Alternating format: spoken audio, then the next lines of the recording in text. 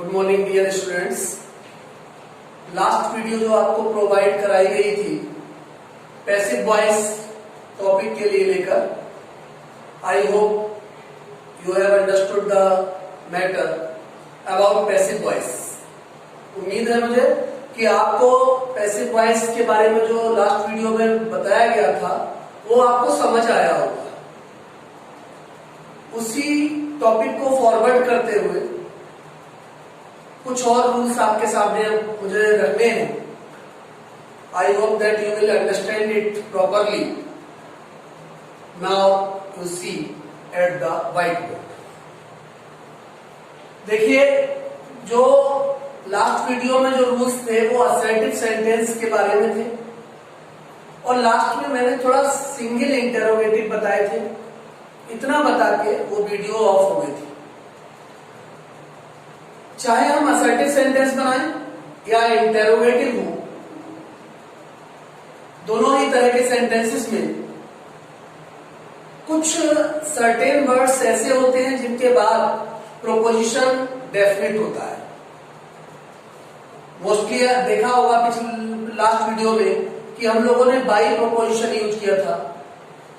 और अब आपके लिए बोर्ड पर देखिए, आप सर्टेन वर्ड्स यहाँ नोट डाउन है जिनके बाद जो निश्चित प्रोपोजिशन आना है वो भी लिख रखा है। फर्स्ट नंबर पे देखिए, यहाँ वर्ड है surprised, astonished, disappointed, distressed, displeased and alarmed. Surprised आश्चर्यचकित होता है, एस्टोनिश्ड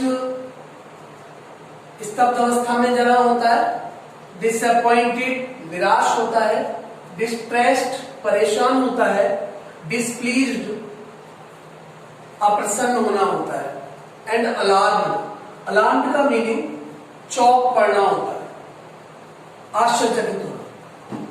इन सभी वर्ड्स के साथ जो फर्स्ट नंबर में आपके लिखे हुए हैं, इन वर्ड्स के साथ आपको प्रोपोजिशन लगाना है। देखिए लास्ट में वर्ड दे रखा है एट। ये देखिए एट प्रोपोजिशन हम लगाएंगे। कहां लगाएंगे? जहां दूसरे सेंटेंसेस में हमने बाई लगाया है, बाई के प्लेस पर हमको एट लगाना है। ठीक है? और ये हमको एक तरह से समझ लीजिए आप कि लर्न करना पड़ेगा, बाई हार्ट लर्न करना पड़ेगा, बिल्कुल मुंह जबानी रट जाना चाहिए।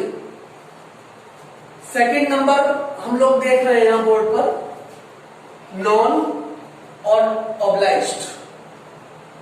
नॉन नो की थर्ड फॉर्म है, ऑब्लाइज्ड कृतज्ञ होना होता है, एहसान मंद होना किसी का। दोनों वर्ड्स के साथ सर्टेन प्रोपोजिशन है टू। क्या लगाना है हमको? प्रोपोजिशन टू प्रोपोजिशन हमको यूज करना है। थर्ड नंबर देखेंगे हम। थर्ड नंबर में कुछ ऐसी वर्ड दे रखे हैं, इनके बाद भी सर्टेन प्रोपोजिशन आएगा। जैसे वर्ड है प्लीज्ड, सेटिस्फाइड संतुष्ट होना, प्लीज्ड खुश होना, डिस्गस्टेड घृणात्मक, चार्म्ड आकर्षित होना, थ्रोंग्ड भीड़ से भर जाना। इन सभी वर्ड्स के साथ एक बार फिर देखिए, प्लीज्ड, सेटिस्फाइड, डिस्गस्टेड, चार्म्ड और थ्रोंग्ड एंड लाइट। ये जो वर्ड है थर्ड सीरीज में जो हमारे वर्ड दे रखे हैं, इन सभी वर्ड्स के साथ आप प्रोपोजिशन क्या लगाएंगे? यहां देखिए प्रोपोजिशन लिखा हुआ है विद। यहां पर हम प्रोपोजिशन विद यूज करेंगे। सर्टेन प्रोपोजिशन है, पहला एट, फिर टू, फिर विद। फोर्थ नंबर में you see contain and interested. Two word है। कंटेन मीन्स होता है समाहित होना, means just like we can say that this glass contains water, this glass contains milk. ये पोजीशन होती है। इंटरेस्टेड, हैविंग इंटरेस्ट मीन्स रुचि रखना किसी में। इन दोनों ही वर्ड्स के साथ प्रोपोजिशन सर्टेन यूज होगा, यानी कि हमको बाय हार्ट लर्न करना चाहिए कि क्या प्रोपोजिशन लगेगा। वो प्रोपोजिशन है इन। तो जितने भी प्रोपोजिशन यहाँ दे रखे हैं ये first, second, third and fourth rules जो है वो आपके सामने प्रोवाइड कराए गए, जिनके साथ सर्टेन प्रोपोजिशन यूज होना है। ये प्रोपोजिशन चेंज नहीं होंगे, दूसरा प्रोपोजिशन भी कोई इनके प्लेस पर यूज होने वाला नहीं है। It means it is important for all of us to learn the words and proposition by heart.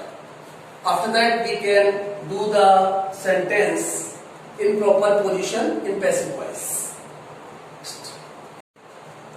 Dear students, now we shall study about the passive voice without doers. यहाँ doers का जो meaning है, ये doers जो word हमने लिखा है, आप देख रहे हैं ये वर्ड्स, doers का मीन्स है जो हम ऑब्जेक्ट यूज करते हैं पैसिव में। कुछ ऐसे सेंटेंसेस होते हैं जो पैसिव बनाते समय हम उनमें डूअर्स यानी कि ऑब्जेक्ट का यूज हम नहीं करते हैं। That is not necessary to use the object in such sentences. ऐसे सेंटेंसेस में ऑब्जेक्ट यूज करना नेसेसरी नहीं होता है। समझ गए होंगे कि डूअर्स का मीनिंग क्या है। डूअर्स का मीनिंग है यहाँ जो सब्जेक्ट ऑब्जेक्ट बन के हमारे पैसिव में लगता है, दैट इज डूअर, वो डूअर है। Have you understood? Okay, now you see I have also given the example. First example, someone has stolen my pen. Someone has stolen my pen. If you want to know its Hindi, someone means किसी ने मेरे pen को stall किया है, means चोरी किया है। Tense पहचान रहे होंगे, हैज लगा है, ये प्रेजेंट परफेक्ट टेंस है। और प्रेजेंट परफेक्ट टेंस में हम लोग पैसिव में जो वर्ब यूज करते हैं वो हैज बीन और हैव बीन रहती है। देखिए पैसिव बनाया, माय पेन हमारा ये ऑब्जेक्ट है, इसको हमने सब्जेक्ट का रूप दिया। ये लगाया हम सब्जेक्ट के प्लेस पर, my pen has been, has यहां लगाया हेल्पिंग पर, प्रेजेंट परफेक्ट है। और प्रेजेंट परफेक्ट पैसिव में हम यूज करते हैं हैव बीन या हैव बीन। बस ये देखना होता है, अगर सिंगुलर है तो हैज बीन लगाएंगे, just like in this sentence we are seeing my pen singular है तो हैज बीन यूज करेंगे। अब यही चीज अगर प्लूरल होगी तो हम हैव बीन यूज करेंगे। My pen has been, verb की थर्ड फॉर्म स्टोलन, तो यहाँ ऑलरेडी थर्ड फॉर्म है तो हमें इसके बारे में ज्यादा नहीं सोचना। Has been stolen. अब देखिए, अगर ये हमें पता नहीं है तो क्या होगा कि हम बाय समवन यहां लिख देंगे। ये हमको नहीं लिखना। इस सेंटेंस में ये डूअर है समवन, लेकिन ये ऑलरेडी अंडरस्टूड वर्ड है। समवन से साफ ये पता लग रहा है किसी ने ऐसा किया है। अब ये तो करने वाला कोई भी हो सकता है, it is not certain for a particular person. तो बाय समवन हम इसके लास्ट में नहीं लगाएंगे, कोई नीड नहीं है। सेंटेंस को हम मेन वर्ब पर ही ड्रॉप कर देंगे। My pen has been stolen. आगे हमको कुछ भी नहीं लिखना, बाय समवन नहीं लिखना है, खुद समझ लीजिए। सेकंड सेंटेंस देखें, somebody called me, किसी ने मुझे बुलाया। पास्ट इंडेफिनिट सेंटेंस है, पास्ट इंडेफिनिट टेंस से बिलोंग करता है। कॉल्ड लगा हुआ है, थर्ड फॉर्म है कॉल्ड। तो I hope you have found that this sentence is belong to past indefinite. और हम लोग जानते हैं कि पास्ट इंडेफिनिट में पैसिव में, जैसा कि मैंने लास्ट वीडियो में आपको बता चुका हूं कि पास्ट इंडेफिनिट पैसिव में हमको हेल्पिंग वर्ब क्या यूज करना है। क्या यूज करना है? वॉज या वर। यहां भी हमको ये देखना है कि सिंगुलर है प्लूरल है, ये हमको फाइंड करना है। ओके, तो हम इसका पैसिव बनाते हैं। देखिए ऑब्जेक्ट यहाँ मी है, मी को जब हम और सब्जेक्ट के रूप में लाएंगे, आई हैव टोल्ड यू, बता चुका हूं मैं आपको कि मी को सब्जेक्ट के रूप में लाएंगे आई हो जाएगा। आई को अगर कहीं ऑब्जेक्ट बनाना है तो मी हो जाएगा। तो मी का सब्जेक्ट आई हुआ, हमको वॉच वर्ब में से डिसाइड करना है कि हम क्या यूज करें।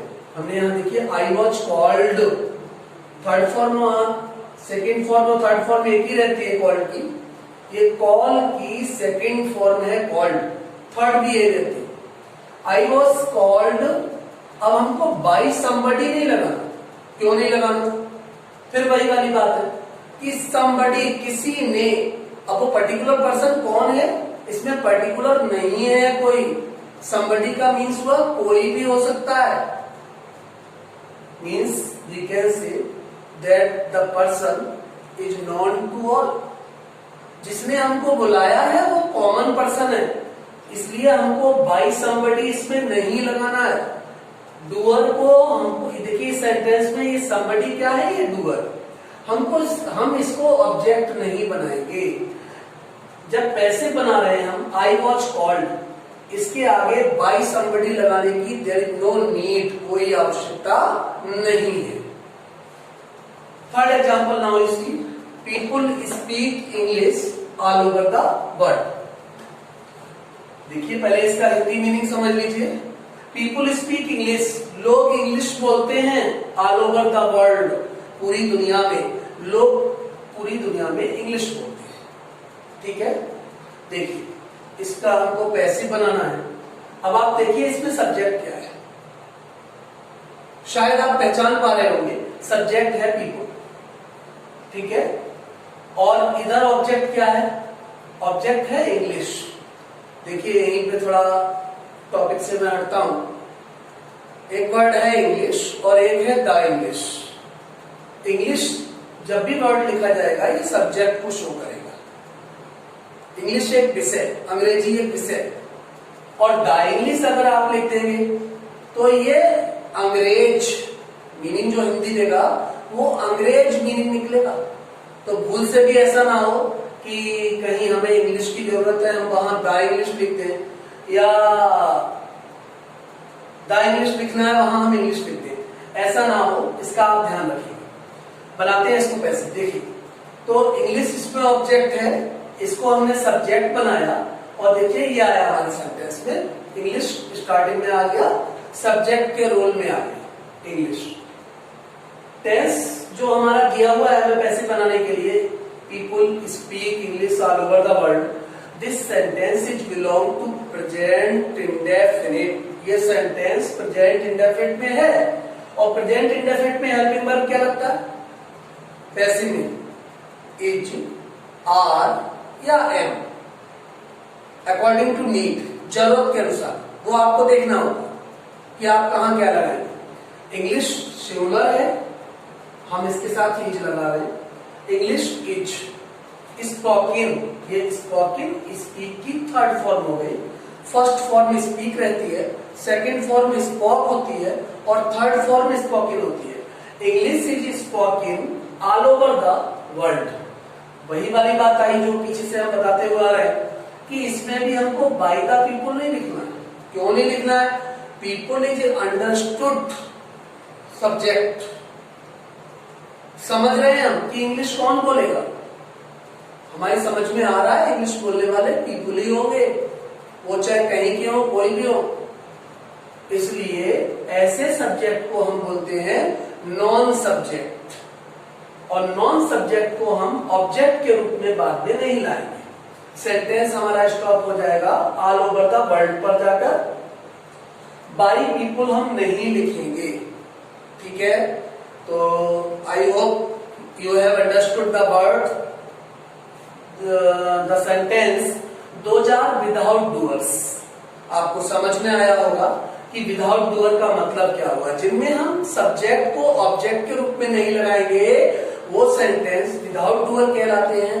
इस कैटेगरी में everybody, somebody, nobody, someone, people, police, इस तरह के सब्जेक्ट आते हैं। तो ये आप ध्यान रखेंगे तो ऐसे सेंटेंस आप अच्छे से कर सकेंगे। Okay, now you see the rules those are provided at the white board. जो रूल आपको व्हाइट बोर्ड पर प्रोवाइड किए गए वो आप फिर नोटबुक में नोट करें। And exercise is being provided for you to solve after this video. Its answer will be provided on the next day. Thanks a lot for hearing and understanding attentively